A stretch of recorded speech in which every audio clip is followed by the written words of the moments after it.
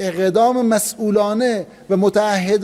the international community and the Security Council had reacted to Israel's aggressive actions in previous years, we would not have seen such bold acts by this regime now. We have carried out this action in the framework of deterrence. If another action is taken, our actions will be more serious. That was the voice of Nasser Kanani, a spokesperson for the Foreign Ministry of the Islamic Republic of Iran, at a press conference on Monday. He was referring to the missile and drone strikes by Iran on Israel this past weekend, done, according to Iran, in retaliation for a strike on Iran's embassy in Damascus, Syria, by Israel, April 1st. After the April 1st strike, the U.S., U.K., and France refused to allow the UN Security Council to consider and prepare a condemnation of Israel for the illegal actions taken against the embassy. This past Sunday, the Security Council met with the U.S., France, Britain, and their allies, demanding a condemnation of Iran.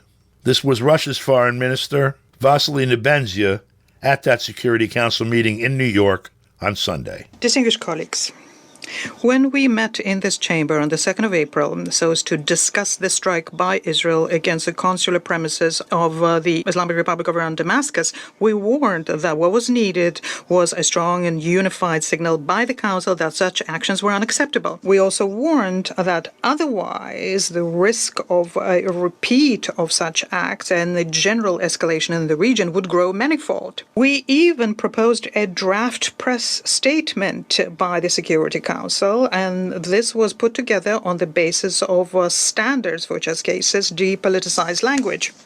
And what did we hear at that time from our Western delegations? They said that for them not everything was clear and obvious, and what was necessary was to assess and see whether such a signal from the Council will help stabilize the situation in the region. And the outcome is now clear for everyone to see. For more on that, we go to Tehran to speak with geopolitical analyst Dr. Seyed Mohammed Marandi at the University of Tehran. We spoke with him via Skype on Monday. So your thoughts on all of this?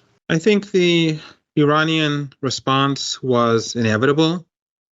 If the Iranians had not punished the Israeli regime for their lawlessness, and their strike against the Iranian embassy and the murder of Iranian citizens, then the regime would have continued to bomb other embassies of Iran and citizens. So it was the right thing to do, and that's what ordinary Iranians expected. And especially when the United States and Britain and France in the UN Security Council shamelessly prevented the Council from condemning Israel, let alone punish the regime. That basically meant that Iran had to punish the regime itself. The Americans and the Europeans seem to believe in the law of the jungle. Unless the rules-based order benefits them, there are no rules anymore. So the Iranians decided to punish the regime. And after, I think, 9-10 days of playing mind games with the Israelis, the Iranians launched their attack, which was well promoted and propagated in advance.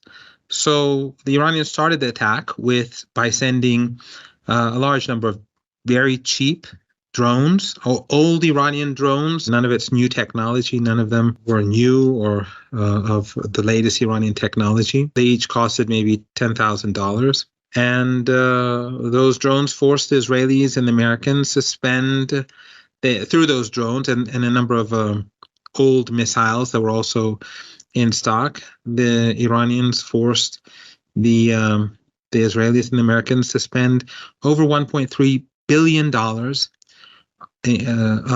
worth of missiles, anti-aircraft missiles or anti-surface-to-air missiles.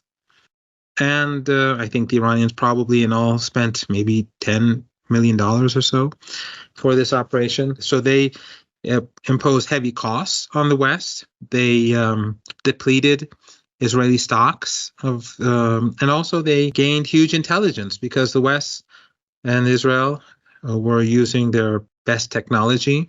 So the Iranians have gained a lot of information, whereas the Israelis and the Americans gained nothing in return because the Iranians didn't use their latest technology.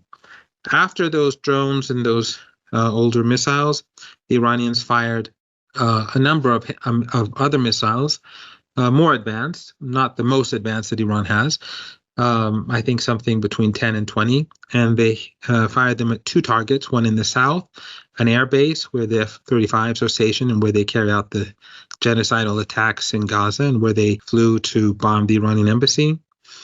And another base in the north, which I think belongs to the Air Force, but it is for intelligence gathering. So those two bases were struck. They are very well protected, but all the missiles got through. So basically, this was a major success for Iran. As I said, huge costs were imposed on Israel.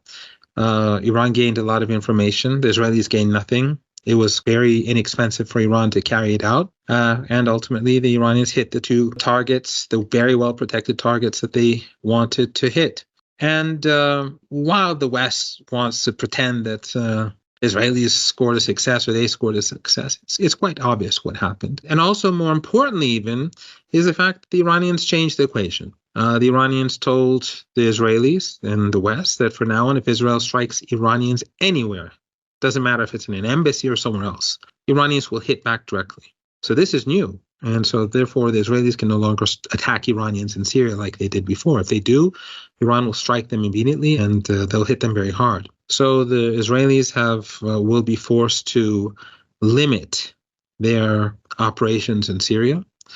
They have shown their hand to the Iranians for future operations. And they're short of air defense because these missiles are being also used in Ukraine. They're very expensive, and there are not a lot of them around. So yes, I think that the Iranians are very happy about how things went. So, not only were the Iranians watching these defenses be deployed, obviously, but so was everyone else, which I guess would include Russia and China, watching a coordinate missile defense by Israel, the U.S., the U.K., and France. Iran delivered, in essence, a message that this is the end of Israel's impunity because we can now punish you at will with these missiles. And I think the same message has to be getting through to the people at the State Department and in Langley. Russia has a lot of these, and they could put nukes on top of them, too. The missiles that were used to get through and hit the two bases were more advanced than the older missiles that were used as decoys and the many drones that were used as decoys. They're more advanced, but they weren't Iran's latest technology. Iran didn't use its hypersonic missiles. In fact, it didn't use any of its latest technology. So imagine what Iranian latest technology, including Iran's hypersonic missiles, but also the non-hypersonic missiles, imagine what they could do to Israel when these missiles could easily get through. We saw the UN Security Council yesterday, which is the second in the series after the April 1st attacks on Iran's embassy in Syria, which this weekend's was a response to. The UN Security Council couldn't even discuss the condemnation of Israel for this totally illegal act. And yesterday, the U.S., the UK, France condemned Iran. Yes, and that is quite extraordinary. They refused to punish the Israelis at the UN Security Council. They refused to even condemn the Israeli regime at the UN Security Council. So basically, France, the United States, and the UK supported the attack on the Iranian embassy. So that means that the West believes that the rule of law no longer applies. And that will have major consequences. It not only shows them to be lacking morality and lacking values, whether it's with regards to their support for the genocide or their support for the Israeli bombing of a diplomatic building, but it is creating a greater incentive for the global South to move further away from the West and to shun the West. And it helps to advance alternative organizations like BRICS, the Shanghai Cooperation Organization, among others, because institutions that are controlled or dominated by the West obviously are useless. Dr. Marandi, thank you very much. Appreciate your time. You're very welcome.